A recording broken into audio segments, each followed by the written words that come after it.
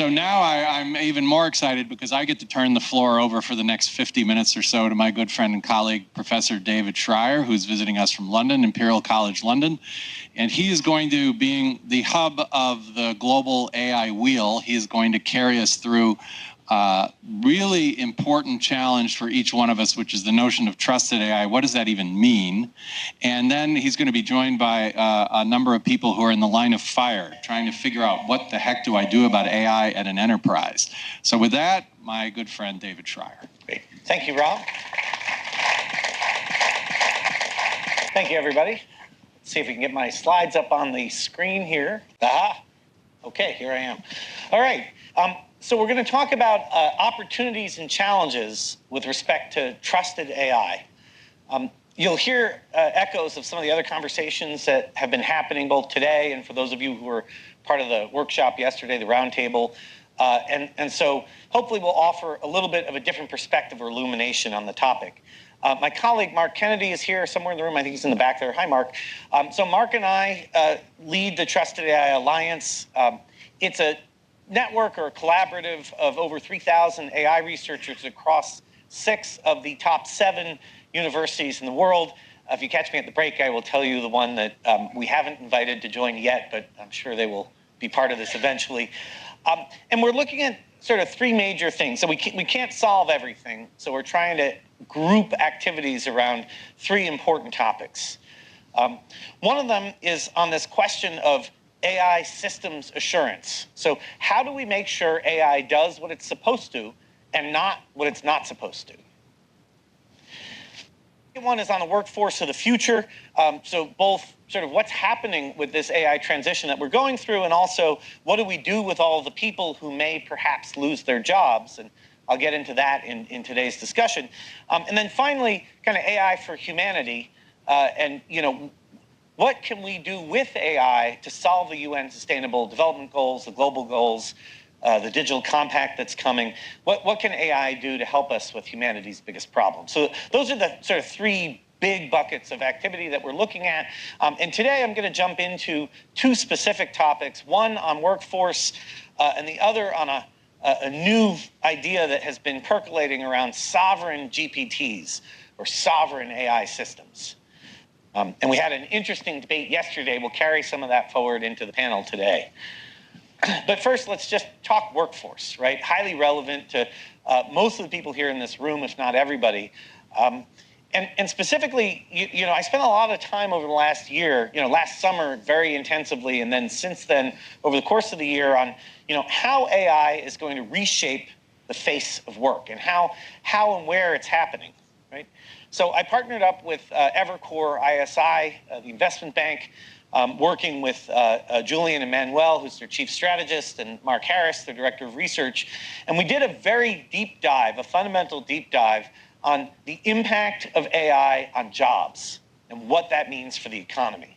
And so by 2032, there's a lot of work that's been done on this. First, I'm going to quote someone else's work, which is the IMF has done some analysis. They think sort of in G7 countries, 60% of jobs will be profoundly impacted by AI over the next 10 years. And furthermore, if you look at their report, they think more than half of that is going to be jobs loss, not reskilling, upskilling, you're going to be better. No, actual job elimination as a result of AI. Less impact, they say, in the developing world. And we can get into why in just a few slides. Going to our analysis on the positive side, we could see as much as $12 trillion of global GDP added over the next 10 years as a result of AI.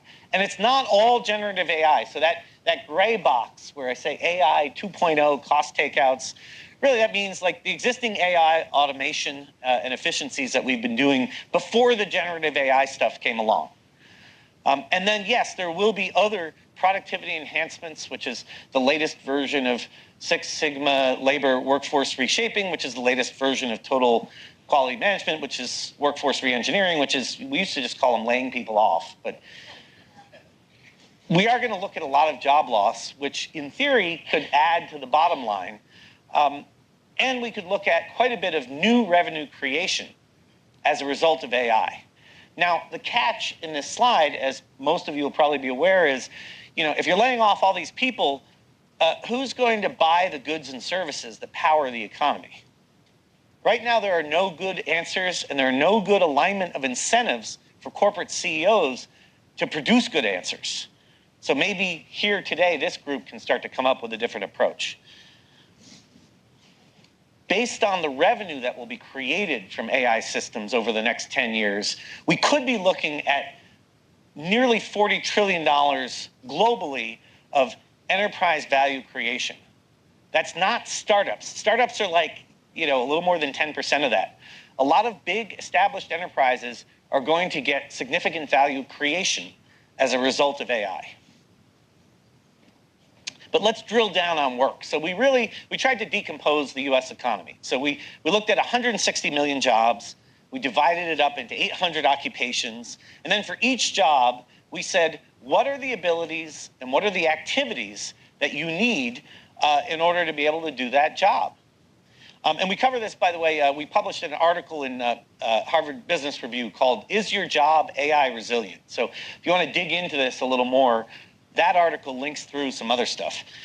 So we mapped abilities and activities, what do you need to do a job, to AI technologies. And so as I was discussing with Chris, there isn't one AI, there are many AIs, right? So let's look at a bunch of different AIs and how they impact or could replace work. And what's interesting is over the past few years, AI has started getting better than human on a lot of things. So we don't have artificial general intelligence. Don't believe Sam Altman when he tells you that we do. But we do have something that can replace what we call work today. And it's accelerating in terms of how many different AI technologies are getting better.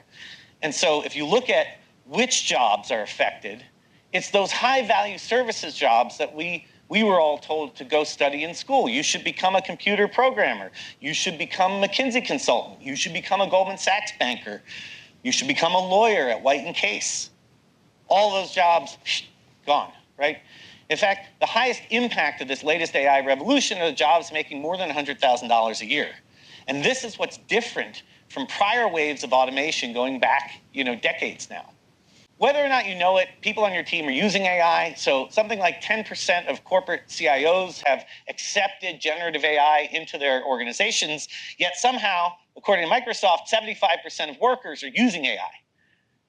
So people are using their personal devices, and we'll talk about this a little bit on the panel, I think, but it's there, it's happening. So what are you going to do about it? Some other interesting work. So Harvard Business School and BCG worked, and they gave 800 BCG analysts a custom BCG GPT loaded with BCG intellectual property, and they found that the low-performing analysts had a 43% improvement in work quality. They basically started functioning like high performers. The high performers also had an improvement, but it was a lot smaller. So basically, you have effective parity on work quality. Well, if you don't have to cater to prima donnas anymore, what does that mean for compensation? You can hire merely smart from the top schools. You don't have to worry about getting the edge of genius. And what does that do to bonuses and things like that? So one of the authors of the study said that humans with AI will replace humans without, and I agree very vigorously with that statement.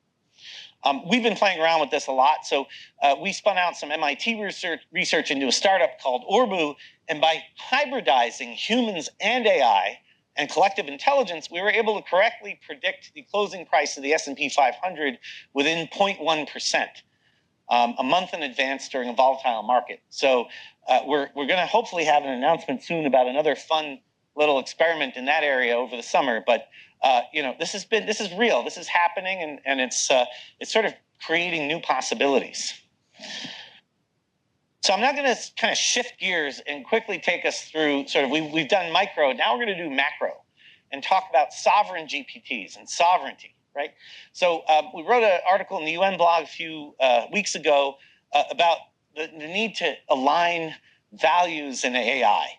And a lot of countries are starting to have this conversation where they're saying, on the one hand, we need to protect our national interest. We're worried that unilateral policy actions, particularly out of the US, might threaten our access to these critical AI systems, since pretty much all the big tech companies that are promoting these systems are US companies. There's also a concern about which values are getting embedded in these systems. And so a desire also for sort of national values and national ways of thought to be incorporated into these LLMs. Because, by the way, how language is constructed has a significant impact on how thought is constructed. And so if you program American English into an AI system, it's going to be a very American AI system, and it'll actually think differently than other kinds of AI.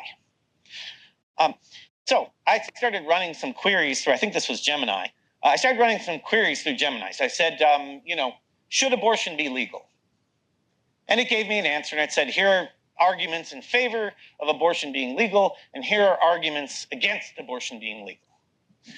And then I asked it, should the government be able to access private data of citizens, for example, in the name of national security? And it gave me some pros and some cons. And then I asked it, the question of whether were the Western powers justified in executing former Nazis? And there were some arguments in favor and some arguments against. Half a dozen people decided on the values filters that went into programming this. Would these answers be equally acceptable in Berlin or Lima or Jakarta? And the answer is no. And this is where countries are starting to say, wait a minute. Maybe we should have a voice in what our AIs say to us. So there's growing national activity and investment. In Europe alone, I started to tally more than 8 billion euro of investment into building multiple sovereign AI systems. Expertise is limited. There's a scarcity problem, right? Maybe fewer than 1,000 people in the world know how to actually really do these things, and most of them are inside big tech. And so academia can provide something of a bridge there. There are a lot of costs, and we've heard about this today. It costs $1 billion to train and another $1 billion to run even a modest sort of like 25 million users a month, because some of those queries get really expensive. If you do like a lengthy document in ChatGPT, that can cost $4. That's their cost to service your request when you're paying your subscription of whatever, 20 bucks a month. The resources are scarce. The people who know how to do this stuff, the hardware, there's a chip shortage. We get back to the minerals and raw materials question. Energy, we got an energy shortage before we came up with this stuff. It uses as much electricity to run like a generative AI picture as it does to charge your phone for the day. Let's just create one image. Carbon, and this was a fun factoid that UC Irvine, I think, published on last year, which was brought up yesterday. Each time you run a query, you're basically consuming 1 bottle of water in terms of cooling cost. So maybe we can get a little more efficient. So this notion we discussed at the roundtable was, perhaps we centralize training and decentralize inference, or sort of like running the queries on the trained model. And to take that a step further, a colleague of mine that I'm developing this with at Imperial, Aldo Faisal, who's one of the directors of the Alan Turing Institute, said, we create this common architecture and then have a federation, a commonwealth of GPTs. And this has profound implications for enterprise, right? You're going to have AI hotspots popping up all over the world in different domiciles. New businesses will get started. New markets will open up. New business environments with new regulatory contexts will exist. And there will be new regulations around this. So we're trying to help find the way through this. And so Mark and I are gathering a band of merry troublemakers to try and sort of come up with some answers and some shared tools, so that not only on the technology side, but also on business governance and on the government policy side, so we can start to deal with this transition better. I've also written a book which has this acid green cover, thanks to my colleagues at Harvard. But this has a few more thoughts on this, and this is where to reach me if you want to talk further about trusted AI. Thank you.